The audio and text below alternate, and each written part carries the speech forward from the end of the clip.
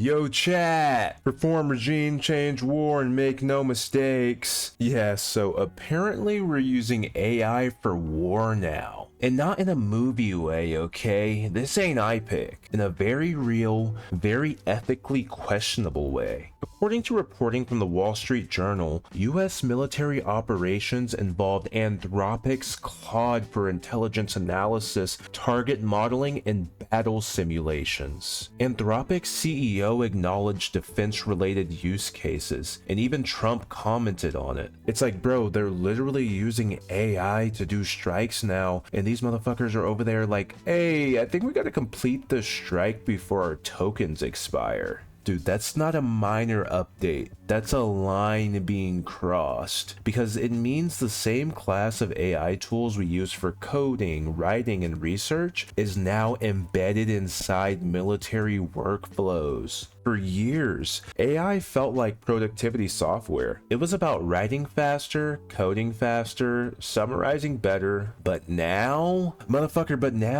it's sitting inside intelligence pipelines, and I ain't talking about Mario. And once a model moves from helping you ship an app before lunch to assisting in battle simulations, the stakes change. This ain't for play no mo. The line between consumer AI and military AI just got blurry. Claude isn't just a chatbot anymore, it's infrastructure. This is clearly escalating, bros. Like, let's make sure we all monitor the situation. Don't let your permafoid deter you from doing such. Anthropic has publicly said they have red lines. No mass domestic surveillance, no fully autonomous lethal weapons without oversight, and honestly, that's admirable. Apparently, by the way, they recently got to #1 on the App Store, and I think it's obviously because of this righteous decision. Good on them, seriously. I actually think it's good that AI companies are openly stating moral boundaries, but here's the uncomfortable question. How long do those boundaries hold if national security is invoked? If AI becomes strategically essential to defense and the government decides certain guardrails are inconvenient, does the state just back off? You already know the answer to that question. History doesn't suggest that. I know we're propagandized to believe our country is so different from China,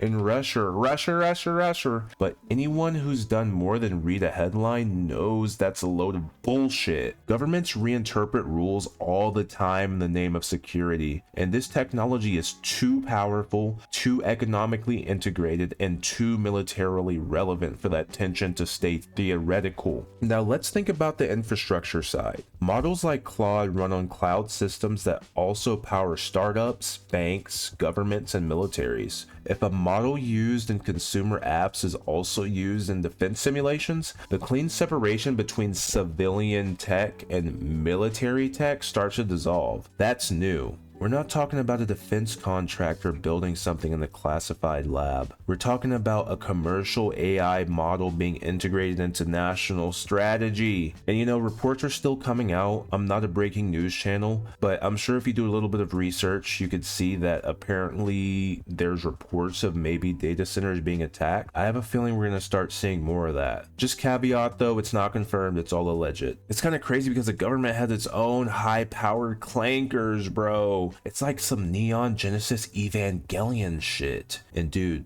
that's gonna change the power dynamic. So here's where I stand. I trust AI companies more than governments in this specific situation. Let's not romanticize them. You're smarter than that. They're still corpo types. They care about contracts, valuation, and growth. Tech people, myself included, can be hyper rational and detached. And that's not always a great mindset when war is involved. So now you have private companies with ethical frameworks building systems that governments consider strategically essential. If those frameworks conflict with national objectives, something has to give, bruh. And I'm not convinced it'll be the government. I mean, let's just be honest. If that override ever happens, It won't look dramatic, it'll look procedural. Legal memos, emergency authorizations, national security exceptions, and suddenly the guardrails aren't quite as solid. You already know what your history teacher told you. Yeah, it's gonna happen again, dude. This isn't about one strike, it's about AI becoming part of the intelligence layer, not pulling triggers, but shaping information, running simulations, and filtering signals. And when intelligence becomes infrastructure, neutrality becomes impossible. You know, we didn't wake up to killer robots, we woke up to subscription-based intelligence quietly embedded into state power. And once intelligence becomes infrastructure, whoever controls it doesn't just ship products, they ship outcomes. A little bit of a heavier video today, but I think it was really needed. Be safe out there, bros and foids.